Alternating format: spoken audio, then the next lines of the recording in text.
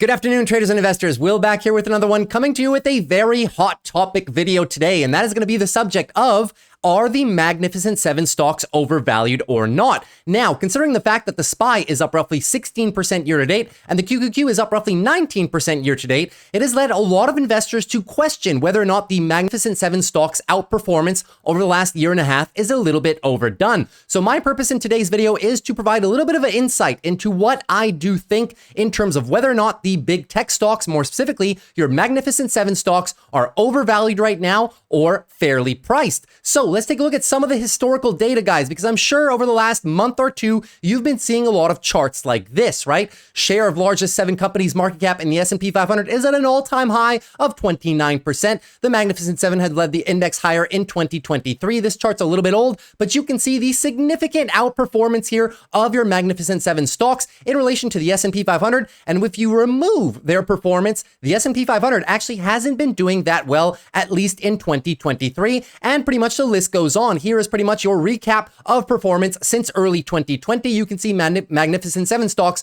almost up 3x, whereas your S&P is only up about 25-30% for the rest of the major companies since 2020 on average. And then lastly, third, another one that's come up recently, guys, Magnificent Seven account for 31% of the S&P 500 market cap as a whole, which is pretty much a record level of high going back pretty much the last 12 years. So this has led a lot of people to question whether or not this is sustainable or not in current market conditions, and whether or not these stocks are still a buy. Take a look at some of your year-to-date performance by the Magnificent Seven, guys. Microsoft up 18.7%, Apple up 11%, Google 25%, Meta 41%, Amazon 20%, NVIDIA 174%. They definitely take the cake. And one that I'm going to be substituting, guys. Usually it is supposed to be Tesla in the Magnificent Seven, but this time around I'm going to be doing Netflix, which is about 41% up year-to-date. And the only reason I'm substituting Tesla for Netflix in this analysis is just because Netflix is also close to the all-time highs. Most of your Magnificent Seven stocks, if you were to replace Tesla by Netflix, they are all close to or at all-time highs right now. So that is going to be the focus of the discussion. Are all of these huge tech companies that are at all-time highs right now, are they still good deals in the market? So let's get right into today's video, guys, and a little bit of an introduction, right? So in terms of what I'm going to try to cover in the video today. So we have to understand the current landscape before we get into the analysis, guys. We have to understand what we're dealing with right now and why are investors and institutions flocking to the Magnificent Seven stocks as if they are the only stocks in the market. Well, it's very simple, guys. We just need to understand the current investing landscape. We have high inflation, which leads to lower consumer purchasing power. And we've seen this affect stocks such as Starbucks, Nike, and a lot of other companies, guys, that just aren't performing very well because the consumers have less and less money to dispose. So the earnings can be sometimes unpredictable for those companies in the current landscape. We also have some geopolitical situations that arise every now and then, which tend to destabilize certain companies which have multi or international business hubs, right? Think of all, once again, the consumer-facing stocks such as Starbucks, Nike, McDonald's, stocks like that, right? So we want to be focused on stocks that are least affected by geopolitical situations, and the Magnificent Seven are definitely one of those. Number 3, high interest rates, which leads to expensive capital raises by companies. Now, obviously, if you're a company and you have a lot of debt and you need to grow the business, well, it's going to be very expensive to incur more debt, especially when financing rates are 7, 8, 9%. So the market is currently favoring companies that have very high cash piles, right? So these 3 elements of the current macro landscape is really concentrating most of people's investments into the few companies that are the least affected by these 3 elements up here. That's why I've written down Wall Street will favor the following: consistent and predictable cash flows and EPS, right? I'll give you an example, guys. Not all of these companies are immune. Even big tech is not immune sometimes to fluctuations in EPS. Take a look at what happened with Meta, right? It's not just because it's a Magnificent Seven stock that it always has to go up. If they falter in EPS, which is why EPS is so important, guys, if they falter in EPS, this is what's going to happen to the company. This is exactly what happened to Meta in 2022 when they went too hard on the metaverse, started increasing costs substantially, and their EPS really took a hit. Take a look, guys. The translation from stock price to EPS, right? So the EPS had a big drop here. Let's just call it, for all intents and purposes, let's take the example, right? Let's say 8.59 divided by your prior year, 13.77. I'm not even doing any math on that. My bad. So 8.59 divided by your 13.77. It's still not working. Oh my God. I'm gonna have to refilm this video or something. 8.59 divided by 13.77. My bad, guys. 37% drop in EPS, and the stock had a heck of a tumble, right? Came down even more than the drop in EPS by about 72%. Why? Because at that point, Meta's cash flows became somewhat unpredictable, right? And not consistent. So Meta took a hit. Wall Street will also favor, in this current landscape, high cash stockpiles. And the companies with the most cash in the world right now are your Magnificent Seven stocks, right? That have very solid balance sheet. Wall Street will also favor large moats, which will weather most landscapes such as the above. And there are no companies in the world with larger moats to speak of than your Magnificent Seven stocks. Now, these defensive stocks, guys, usually in times of uncertainty, what used to be the trade 10, 15 years ago when there would be uncertainty, the rotation would be into the following sectors. Consumer staples. Think of Colgate, right? Think of companies that sell everyday products that companies or that use, like consumers, right? Just cannot stop buying as a whole. That's what we refer to as consumer staples, right? Soap, shampoo, toothpaste, stuff like that. Utilities companies as well usually did very good. Financials were a defensive play, and even industrials. But now the new defensives have shifted over the past 5-6 years, guys. It is now the big tech Mag 7 because of these three factors we just illustrated. And now lastly, guys, be very careful of chasing outperformance. I know when you see these companies, everybody wants to buy in green, but we have to be patient for individual names or buy the index. This is a little bit of a strategy, guys, that you can utilize in your portfolio as well. While we go through the analysis, if you as well find that some of these companies are a little bit overpriced, what you can do if you want to keep buying the markets, which you should always try and keep buying the markets regardless of what the market price is, regardless of your timing, right? The long run always wins. So be patient for your individual names or buy the index. So if you have, let's say, $1,000, $2,000 of capital to invest every single month and you can't find good deals in your large tech name stocks, you can just buy the S&P 500 and the QQQ and leave a little bit of cash on the side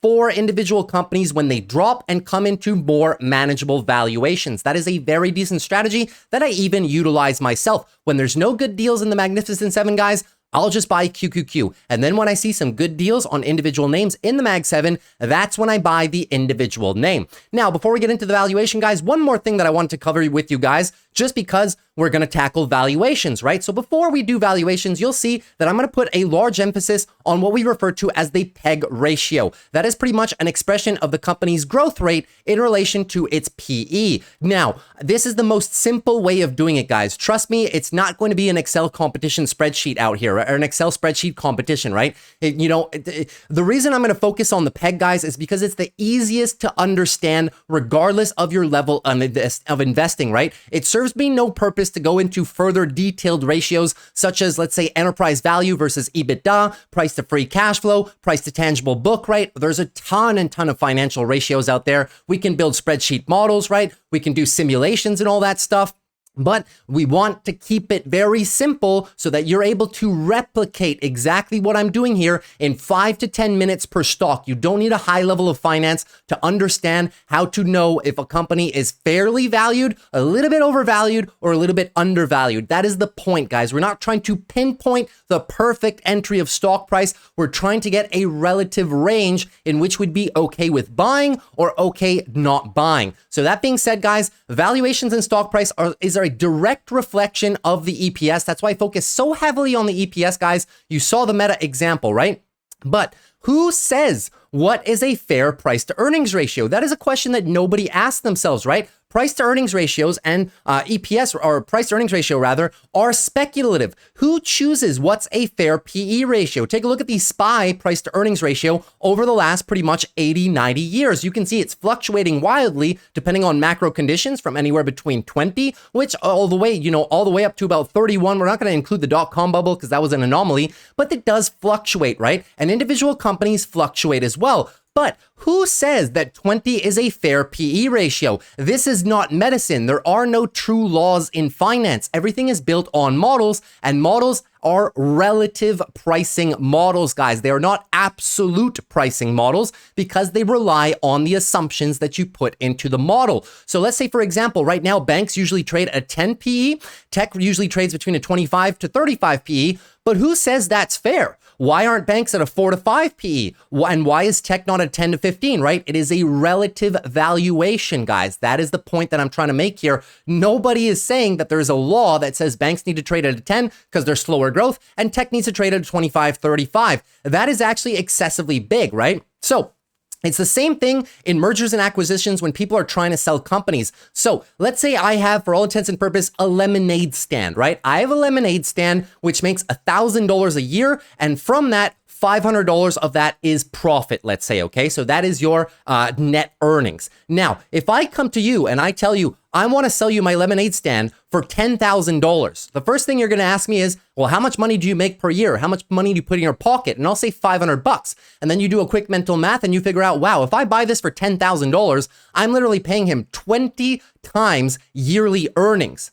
Does that sound like a good deal to you? To most people, it does not, guys. And this is why these companies are trading at 25 to 35 times their earnings. That is a lot of money, which is why I say it is speculative, guys. There is no reason that tech needs to be trading at 25 to 35. For all intents and purposes, the basis could be 10 or the basis could be 50, right? Nobody truly knows. This is why the market is very, very speculative, right? It pushes the boundaries of what is within logical reason. There's no absolute science to this. Now, it obviously changes depending on the market conditions, which you see expressed in this graph right here, right? In times of uncertainty, well, people are willing to pay less for a company's future growth. And in times where things are good, people are willing to pay more for future growth. Very, very logical, right? It is based on historical or future performance, but historical performance is not guaranteed to be replicated in the future. And the future performance, nobody knows. It is not guaranteed as well, right? Companies are supposed to grow in the future, but if something bad happens next year, we're going to have to reevaluate all of those growth metrics, right? So you need to understand, guys, number two main things, right? The market is rigged to the upside for the long term because wealth is created when the assets go up higher than the inflation goes up, right? So this is why the wealthy people in the world will always get wealthier. It is rigged in their benefit, guys. Assets will always go up and usually outpace the rate of inflation. That is known to be true in the stock market and in real estate, which is why it's the two biggest asset classes of the wealthiest tier of people in the world. And number two, guys, you need to understand you always need to stay invested because of point number one. It is rigged to the upside in your favor, right? So all this being said, guys, let's jump into some valuations, right? So let's take a look first. We're going to run through Apple. So let's take a look at Apple, guys. So Apple currently trading around $214, blasting through its all-time highs as of most recently, right? Looking quite decent. However, guys, we're getting a little bit extended on Apple. So EPS growth through 2027, 10.5% per year, which is very, very decent, right? It gives them a 2024 forward PE ratio at $214 of 32.4. Now, 32.4 in relation to Apple's history is a little bit rich, which is why we always use the PEG ratio. We want to put the price to earnings on a common denominator through all stocks. That's why I love the PEG ratio, guys, because we can compare between a company like Apple, Starbucks, Nike, Lockheed Martin, everything in different industries. We can compare them under one common ratio. It is what are we willing to pay for the future growth of a company. The PEG ratio, guys, anything under 1 is very good. Between 1 and 2 is okay. And anything above 2 starts to be a little bit high, regardless of the company that you're choosing to invest in. That's why I love the PEG ratio, because we can really apply it the same to different companies in different industries. That being said, Apple trading around a 3.08 PEG ratio is quite high even for Apple right now. So that being said, guys, in terms of the technicals, everything is looking very, very decent on Apple. Gorgeous monthly uptrend, except, guys, it's starting to get a little bit overdone in my opinion here. It's going to be very hard for me to buy Apple at this current valuation right now. What I would have loved, or rather, well, I did, right? But you really want to find a company like Apple when it's priced down here, right? So keep in mind, guys, that if you were to just come back all the way down here, Apple's ran significantly since then. Let's call it 30% to the upside, right? So if we were to take off 30% from this ratio, you guys would see it would be sitting roughly around a 2. And when we did analysis on Apple back here, I was saying it's a good deal because 2 for Apple is quite good. Usually Wall Street gives a higher valuation to Apple just because it is consistent and it is predictable, right? But even at a 2, guys, 2 is okay for Apple. On anything under 2 is really a screaming buy. but over 2, especially over 3, guys, is a little bit high for Apple. I'm not opposed to buying this company whatsoever as part of a longer form portfolio strategy. However, this is a company that's in a situation right now where I would personally be holding. If I have some Apple shares from way back here, there's no reason to sell the shares at all. But if I'm looking to start a position on Apple, I would be potentially starting a position on Apple up here because the goal is to be invested for the long term. However, if I want to build a position with size, I would be waiting for the valuations to come down and make this one a little bit more manageable. If we can potentially revisit under $200, talking maybe 190, right? That would be an ideal location for me, even myself, to be adding to my Apple position. So hopefully that makes sense, guys. I'm not asking for leaps and bounds. I'm not asking for a revisit of 170 or 150. If you were to run discounted free cash flow models on Apple, it would say pretty much the fair value for Apple is around $160.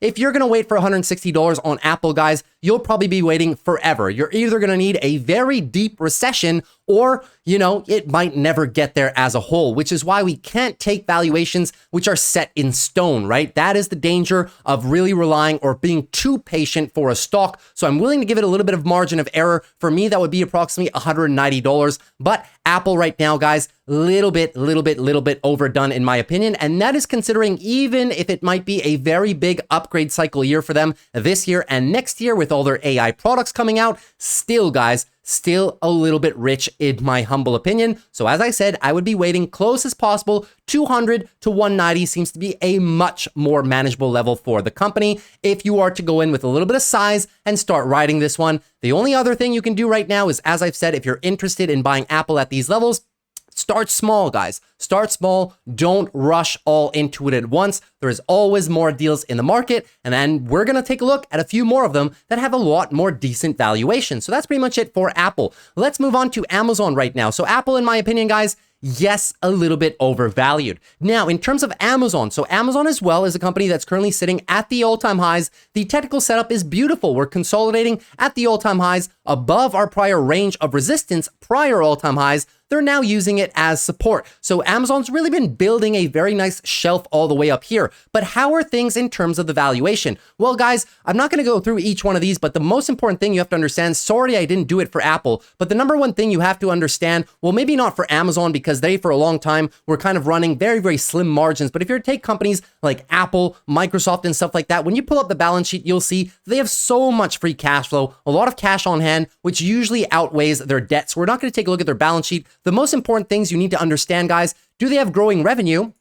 Do they have growing revenue down here? Growing revenue? And do they have expanding EPS? Of course, because you need both of those, especially the EPS growth, guys. A stock's price will not go up if EPS is being crushed. Take a look at Intel, right? Intel, the reason for this significant drop right here in 2021 and 2022 was pretty much your significant drop in prior EPS. Look at this EPS crush, guys. They cannot give Intel the same valuations if they're not putting up the same EPS numbers, right? So that is just one example, but there are many, guys. There are many. Another one that just jumps to mind right now is exactly what happened to Disney as well over the course of the pandemic years. Take a look at their EPS. EPS was beautiful, got absolutely crushed, and the share price got absolutely crushed as well. If you want a stock price to go up, guys, you need to see consistently improving EPS and consistently raising the bar on that EPS as well. Now, let's get back to Amazon's analysis, shall we? Sorry for that little parenthesis.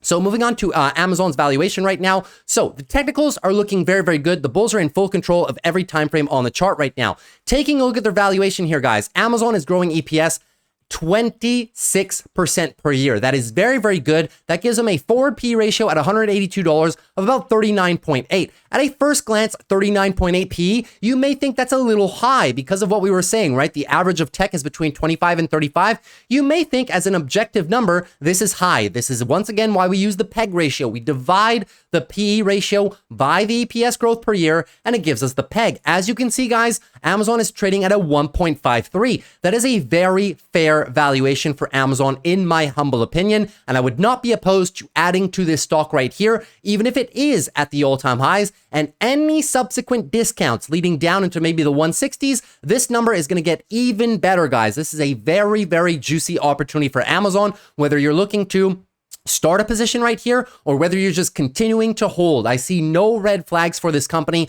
no valuation concerns for this company at all. As a matter of fact, Amazon is now doing what it said could not be done by analysts for a very long time. And what are they trying to do here, guys? What are they trying to do? If you take a look down here, guys, at their free cash flow progression, right? You can see that 2023 record free cash flows, they're starting to build up immense free cash flow piles, and they're starting to focus on net margin profitability. Amazon has never done that before, so be very mindful of that, guys. As they continue improving their free cash flow situation, it will lead to increases in EPS as well because they're focusing on profitability. And this number can stay relatively the same or get even better as the stock price continues going up. So keep that in mind, guys. Amazon is getting to be a very profitable company. It didn't always used to be like that. It used to only grow top line revenue at the expense of everything else. But now that it's pretty much got its retail wholesaling business to scale, it's focusing on the bottom line margins, something Amazon has never done before. And watch out, guys, the free cash flow amounts that Amazon's going to be putting out over the next 1 to 2 years are going to be mind-blowing. It's a complete shift in how the company is operating right now, focusing on net margins, right? So decent valuation from Amazon, I would not be opposed. And if you've been a member on the channel for a while, you know that I've been playing Amazon fairly heavily in this level as well, because I do think it is decently valued. Third one, moving on to Google right now. So Google, another company that is at the all-time highs. You may look at this price and think, wow, Google's at the all-time highs. I can't possibly buy it here. Well, that's why we do a little bit of valuation analysis as well. So let's take a look, guys, in terms of your balance sheet, right? Not going to spend too much time on this. Look at the amount of free cash flow that Google generates on a yearly basis, $70 billion. Almost, $30 billion of debt. That is nothing. They have enough cash to set that off. But the amount of free cash flow that Google generates on a quarter and a year is absolutely ridiculous, which is why it is one of the Wall Street darling stocks. EPS expansion, extremely healthy, and revenue expansion, extremely healthy as well. So the company is moving in the right direction. It is consistent and it is predictable. And that is what Wall Street likes. That is why all these Mag 7 companies are getting significant bumps. In terms of where it stands on the technicals, guys, Google on the technicals, I mean, the bulls are in full control of everything, right? Gorgeous monthly uptrend right now. Could be due for maybe a little bit of a pullback. I'm not expecting too much of a pullback on Google, but if ever we do revisit the 166 to 160 location, could be a decent location to add or start a long-term position, right? If you want to get in with a lot more size, 150 to 155 could be a decent area, guys. But as I said, it's going to be very tough to get Google to drop from its all-time highs 15, 16, 17% without a broader market correction. If that so happens, perfect. This is an area where I would go a lot heavier on Google, but I see no problems with starting a position here and building the position. And then eventually the size, most of the size can come in in that level if it does hit it. Now, moving on to the financial ratios, right? So EPS growth through 2027, 17% per year, very decent. That gives them a forward PE at $177 of 23.4. 23.4 as an absolute number is not that bad, but when we take in consideration, right, taking into consideration their EPS growth, it gives them a forward PEG ratio of 1.37, even lower than Amazon's. This for Google is amazing. And by large and by far, it is the best, most fairly valued stock in the entire Mag 7, which is why I am very heavy in Google right now, just because of how cheap this valuation is, not only in relation to its sector peers, but also in relation to a lot of other growth companies in the market, right? So looking very good. The technicals are looking good. The fundamentals are looking gorgeous as well, relatively cheap. I do not think that this one is overvalued at all, especially not at a 1.37 PEG. So even buying up here, guys, you're not really buying it expensive. Even though the share price is at all-time highs, the valuation is fairly decent, but as I said, decent little areas to add would be 166 all the way through pretty much 150. This zone right here is a screaming buy opportunity on Google, especially if you're looking to hold this company for the long term and looking to get the best price possible. Now, let's move on to the next one, going on to Meta. So Meta, gorgeous company. We quickly recapped what happened to the company right back in pretty much your 2022 massive sell-off, but Meta has now really gotten back to business, right? Last year was the year of efficiency. Mark Zuckerberg really focused on getting the company back to its profitability trajectory and also its growth trajectory, and so far so good. Meta has been performing outstanding. Now, take a look at their balance sheet, guys. Do you see any problem with this balance sheet whatsoever? Debt is in red. Free cash flow per year is the teal, and then in dark blue, we have cash and cash equivalents. Way more cash than they have debt, and every single year they add another $40 billion. This is absolutely ridiculous, guys. Meta, for anybody who follows free cash flow ratios, Meta has pretty much one of the best price to free cash flow ratios in the entire Magnificent Seven. It is not even close at a certain point, guys. Very solid growth by Meta. Take a look at your EPS expansion, extremely healthy EPS expansion, and extremely healthy revenue expansion too. Consistent and predictable is the name of the game, which is why these companies get bid up consistently every single quarter, right? Now, in terms of the technicals, guys, where do we stand on the technicals? Well, the technicals are not too bad at all. Gorgeous monthly uptrend. On the weekly as well, gorgeous new weekly uptrend too. Let me just visualize that on the chat. And I don't think we're very extended on the weekly RSIs, not that extended. Even on the daily, not that extended at all. The stock is really just recovering to its former all-time highs right now. So in terms of the valuation, guys, where do we stand on Meta? Well, let's take a look here, guys, right? EPS growth is 20% per year. That is very, very healthy for any company. That gives them a 2024 forward PE at $500 of about 24.8. 24.8 as an absolute number is not that high at all. But when we take in consideration their growth rate, it gives them a forward peg at 500 of about a 1.23. That is very, very good. And my mistake, guys, I thought this was more expensive than Google. Google at a 1.37. Meta is actually cheaper than Google, even though both of them are at the all-time highs right now. Even though Meta is a $500 stock, guys, 1.23 peg, that is very cheap. So in my opinion, guys, Meta is not a company that is overvalued right now. Absolutely not. It has some of the best fundamentals in the entire game right now. It is generating tremendous amounts of free cash flow, right? As you can see right here, pretty much 3.9%, guys. That is fantastic. A lot of the other Mag 7 stocks are between 1.5% to 2% free cash flow yield, and this one is sitting at almost 4%. That is very, very good for the company. Usually I don't do this. I had it here before, so I'll just leave it there in case you're familiar with this ratio. But the focus is right here, guys. It is quite cheap. So if we're looking to start a position on Meta right here, I don't see any problem with starting a position on Meta up here at all, guys, especially in consideration with the valuation. But if for whatever it's reason, guys, we were to revisit a few of the lower levels, talking about maybe 460, 450, this would be a heavy add for me specifically. I do think the earnings were a little bit overdone. I would be very surprised, guys, if Meta does retest the lower 440 level, right? From here all the way down there to 440, it's about an 11, 12% drop. I don't think we're going to get that unless we get a more broad market sell-off, but there's really no reason for this company to sell off on its own fundamentals. Everything is doing excessively good. So very, very nice, very, very nice company performance so far, obviously, but you might be a little bit skeptical of buying into Meta after such a substantial rally. And I'm here to tell you guys that when we take things as an objective ratio right here, it's really not that expensive, even if we are at the all-time highs, just because Meta is raising its EPS and raising its free cash flow so darn aggressively. So I really, really like this company. I will continue to add shares, guys. At any point in time, anywhere pretty much between 500 and 450 is a great position add, but be patient with it as well, right? So that is just a little bit of a tidbit on Meta. Now let's move into the next one, guys. Going to tackle Microsoft at this point. So Microsoft too. Microsoft has been one company, guys, that has just been pretty much stop ever since mid-2023, right? And you may be a little bit nervous buying the company at all-time highs right now. So how is the company financially doing? Well, the company, in terms of the financials, guys, is doing excessively good. Microsoft is one of the most consistent and profitable companies in the entire stock market, which is why investors and institutions alike love bidding up the price of this stock. Take a look at the financial position right here. You can see only about $80 worth of debt. They bring in $60 billion of free cash flow per year, and they're currently sitting on about $35 billion, so debt is not a problem for them. Take a look at their EPS and revenue growth expansion, guys.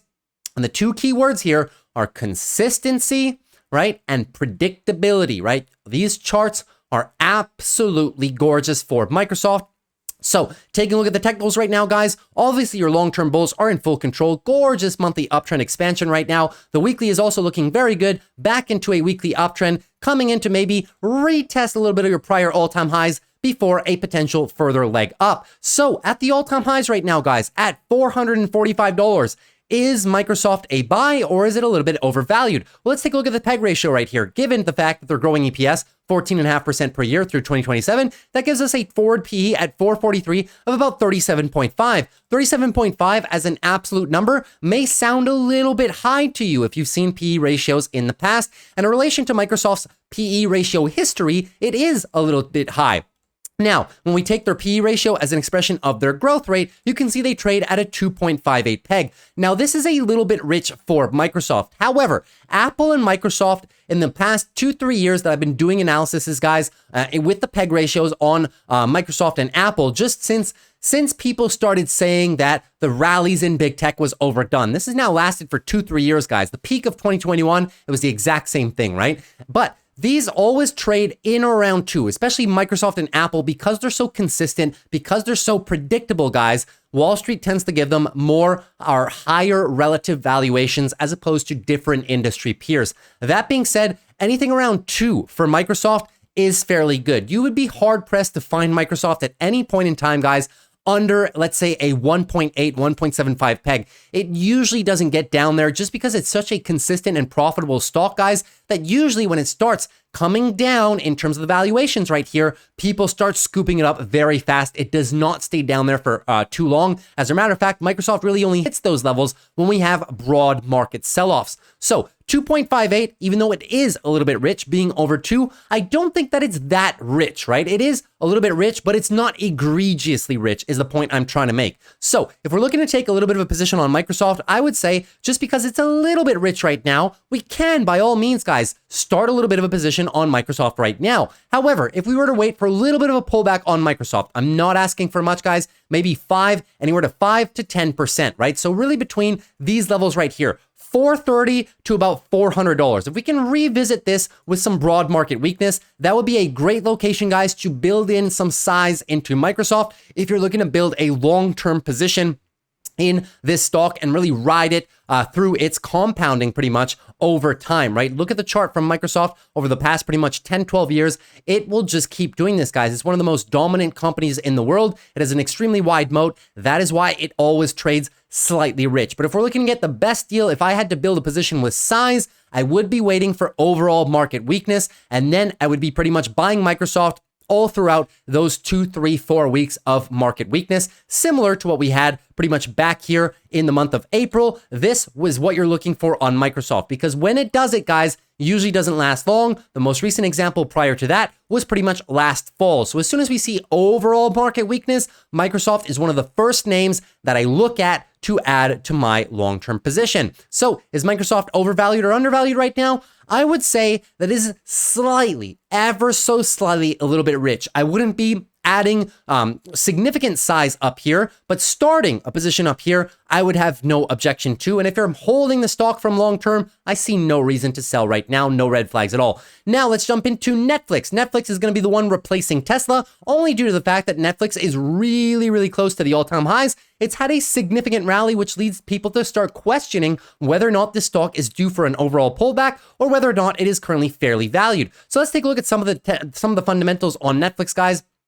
Fundamentals on Netflix are very good. Not as good as the rest of the Mag 7, but they are very good, guys. Take in consideration their most recent year, debt of about $17 billion. They are bringing in record amounts of free cash flow every year. $7 billion this year is supposed to be in the $8 billion range. So they are bringing in at least half, almost roughly half of their debt in free cash flow per year, and they do have currently a cash and cash equivalents pile of about $7 billion. So in terms of the balance sheet, not an A+ like you can give companies like Microsoft, let's say, but this is definitely, guys, a B+, maybe even an A- balance sheet in my opinion. I see no red flags with the level of debt that they have right now. Now moving on to their consistency and predictability, guys. You can see EPS very, very consistent and highly predictable now that Netflix is really on the top tier of your streaming platforms. In terms of your revenue, guys, very consistent revenue. And a lot of people were putting into question whether or not Netflix's revenue was going to be this consistent after they started cracking down on password sharing. And so far, it's been very, very good for them. They've actually gained even more money than people were anticipating, especially considering the fact that they introduced a lower tiered advertising subscription tier, right? Their normal tier is about 15, 16 bucks. And then they have one lower tier, which comes with ads, which is pretty much like traditional cable TV, which is about $6, $7 per month, depending on the country that you're in, of course. Now, in terms of where they stand on the technicals, guys, well, the bulls are in full control of this chart, guys. Gorgeous monthly uptrend. And the reason I bring up the technicals, especially the long-term technicals, is because to reverse a monthly uptrend, guys, it takes a very, very long time. So we're not there yet. No red flags in any of these stocks just yet. Weekly is absolutely gorgeous. Weekly uptrend as well. And we've just most recently broken out of this huge range of consolidation, which is pretty much my next dip buy opportunity if ever we were to revisit this area with overall market weakness. Now, is it overvalued or undervalued? So let's get to it, guys. Now, in terms of their EPS growth, very, very healthy, guys. 23%. If you can see EPS growth over 20%, that is amazing, guys. That's on par with some of the best EPS growth in the game right now. Very, very healthy EPS growth, which gives them a 2024 forward price to earnings ratio at 684, the current price right now of 37.1. On an absolute value, guys, it seems to be a little bit high. That's why we divide this ratio by their EPS growth rate, and you can see their PEG ratio is about 1.62. So once again, another one of the Mag 7. Well, it's not an official Mag 7, but you guys get the idea, right? It used to be part of FANG. Now, here's where we are, right? So 1.62, yet another one of your big tech names that is trading with a PEG ratio in or around the 1.5,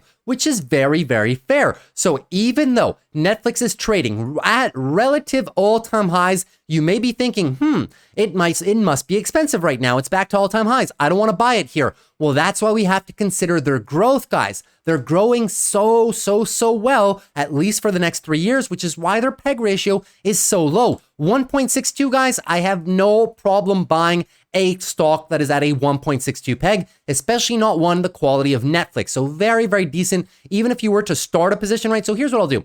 If you are holding shares, I see no reason at all to sell the shares right now.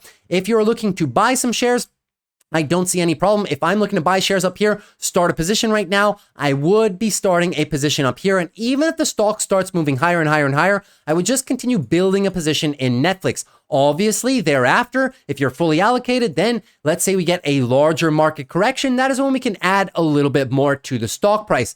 If I'm going to add heavy in the next foreseeable future, right? These short-term future guys get a little bit of a pullback back down here into the 630 all the way down. Let's call it 630 down to pretty much the round $600 number all the way down here, right? Could be a very, very decent location for me to add some shares on the Netflix position, just considering the fact your long-term bulls are in full control of this chart. The valuation is very good, and the company has a very, very significant moat, guys. I don't think anybody is going to be catching them in streaming services as a whole. Not Disney, not Amazon, not Apple. I do believe that Netflix's lead right now is too large for those other companies to catch up.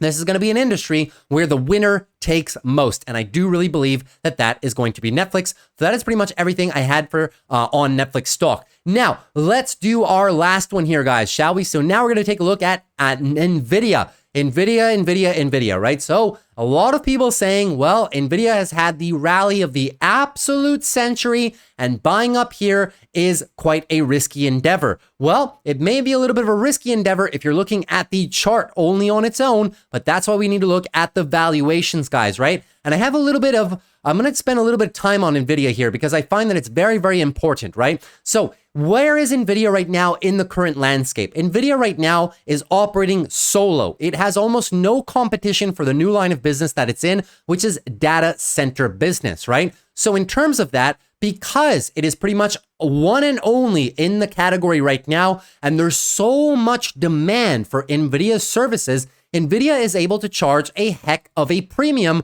on its processing units that should necessarily sell usually between $6,000 to $8,000 depending on the market. They are now retailing for about $30,000 to $35,000. That is what's giving NVIDIA its tremendous growth and its tremendous margins. But you guys know how supply and demand works, right? If demand slows down and supply from other competitors, think AMD, think Intel, think Samsung, right?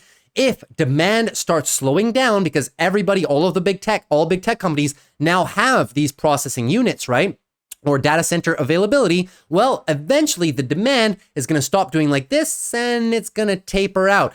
Add to that the fact that more supply of competitive chips will be entering the market, and what you have is a recipe for prices of those processing units coming gradually down over time. So that is the key component to NVIDIA's growth story. How quickly will competition be able to enter the market, and how long will this excessive demand last? Those are two things that are not consistent and not predictable, right? So that is the only quote unquote red flag with NVIDIA's valuation right now.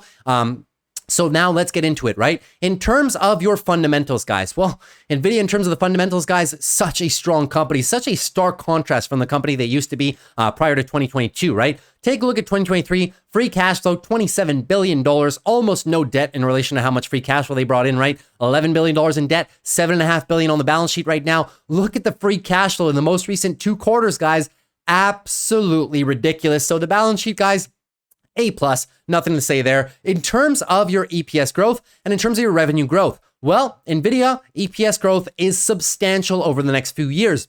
The only thing that will potentially come to hinder this performance in EPS will be, as I said, guys, if they have to lower the price of the units that they are selling because demand starts slowing down and new participants, new competition enters the market, it's going to cause a little bit of a pricing war, and that is what's maybe going to erode NVIDIA's ability to really make leaps and bounds in this EPS. So we have to be cautious with this one. At least, guys, through 2025, they should be able to maintain their growth curve, but thereafter, it is anybody's best guess, guys. The best analysts on Wall Street right now do not have an answer beyond 2025. So keep that in mind. Moving on to revenue right now. Revenue, same thing, right? NVIDIA is generating a ton of revenue just because of the cost per unit that it can sell these things to big tech companies and other tech companies alike. But as I stressed, guys, when competition enters the market, if demand eventually slows down because people get, it's the same thing whenever a new industry starts, right? There's a very, very steep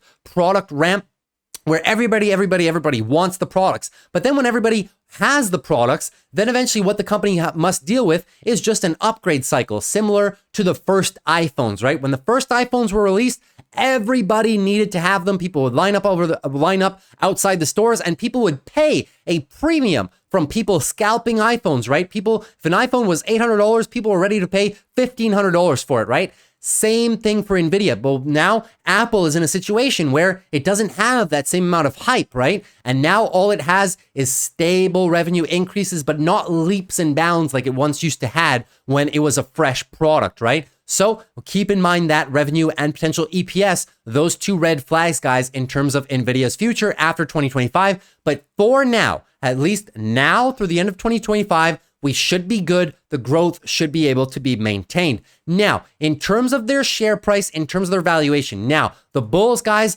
super big control of this market right now. Gorgeous monthly uptrend right now. Gorgeous weekly uptrend as well. Nothing bad to say right here, except for it's a little bit overbought on the daily. So if semiconductors as a whole, because semiconductors have been going up so much in the last 2-3 weeks of trading, guys, if for every which reason they have to cool down a little bit and other sectors have to make up the slack for semiconductors pulling down, I see a nice little add opportunity for NVIDIA. If ever we revisit the 120 to about 115, could be a decent position to add. I would not be betting the farm up here, guys. I'm not backing up the truck and doing a 100% full portfolio YOLO of NVIDIA at these current prices. I need a little bit of a discount. I do not see any problem, however, adding a little bit of NVIDIA up here and then progressively building a position in the company. As I've said, guys, the stock should be doing very, very good still for the next year and a half. And obviously, if we have a larger market correction event, similar to the one that we had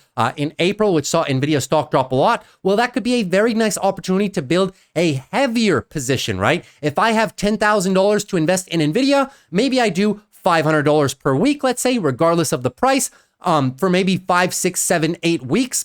That's 2 months of trading, which would pretty much mean that, you'd probably go in with, out of that 10,000, you'd be in for maybe 6, 7, 8,000. And then maybe you keep a $2,000 in the event that we get a bigger sell-off opportunity in NVIDIA. That is when you can add the final little bit to that position. And then we pretty much have to let it ride, right? So in terms of the valuation right now, guys, well, in terms of their EPS growth, there's two growth rates in the market right now. We can either use the market's estimate of 33%, which is standard across all Wall Street analysts, or we can use my more conservative 20% growth rate for the next 3 years in the event that that competition comes in, demand slows down, and NVIDIA has to drop their prices. That's why I'm going to be using two ratios, okay? So if Wall Street is correct and NVIDIA's pricing power doesn't go away, demand doesn't slow down and everything like that, we can take a 33% EPS growth through 2027. And that is going to give them a forward peg ratio at $135 of 1.51. That is not that bad, guys. Not that bad at all. Even though their trailing PE ratio is excessively high right now at 76, excuse me, we cannot look at that. We have to look to the future, right? Because NVIDIA is not the same company. Well, now it is. I mean, now we have year-over-year comps. But when we were comparing back here, let's say when we were back here, people were comparing with January of 2023, and that was just not possible, right? That's why NVIDIA had a price-to-earnings ratio, trailing price-to-earnings of like 500, 700, and people were saying, well, that's ridiculous. No, it's because NVIDIA completely revamped their lines of businesses. So now, in consideration, 33% growth over the next 3 years. This is per year, of course, 1.51. So if Wall Street is correct, NVIDIA is relatively fairly priced right now. I see no problem with the valuation of NVIDIA, even at these monstrous stock prices right now, right? However, if Wall Street is incorrect and we slow to a 20% growth rate, well, look what happens to the PEG ratio. We go from a 1.51 to a 2.5. which is slightly rich, right? So if we do a blended, let's say, guys, the average between these two is around a 2. So that's why I say, right, considering these two things, considering the average is around 2, that's why I say I'm not going to full portfolio YOLO NVIDIA up here. I have to get a better deal on the company. I have to be patient, but I see no problem in adding and starting small positions up here and then letting the company compound for us, right?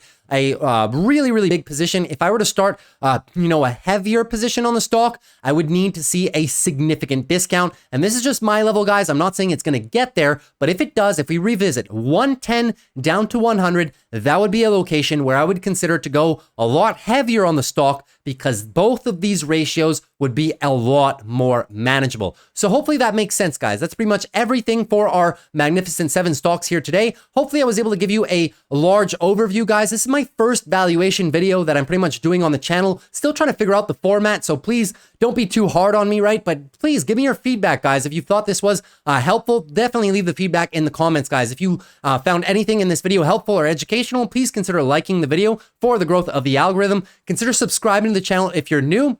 We do videos, daily market recap videos, Monday through Friday, every single day after the close. On Sundays, we do top 5 options plays. Saturdays, we do subscriber requests. And every now and then, I will throw in one of these, are stocks overvalued? Top 10 growth stocks, top 10 value stocks that I'm looking at, right? Trying to bring new and fresh ideas to the channel. So hopefully this video was educational for you. But as I said, guys, if you have any positive or negative criticisms of how I've made this video whatsoever, please feel free to leave it down below in the comments, and I will love going back and forth with you guys and see how I can maybe improve. Or if you like this format as a whole, definitely leave me a note down there if you do like this format, and should I do more potentially different other industries as a whole. Maybe I can do a video on, the top 6, 7 semiconductor names and valuations between them and which one is the best deal. Just let me know what you guys want. I'm all ears, guys. I've made this channel for you guys to help everybody, right? So that being said, guys, hope you appreciated it. I will see you guys tomorrow in our daily market recap video.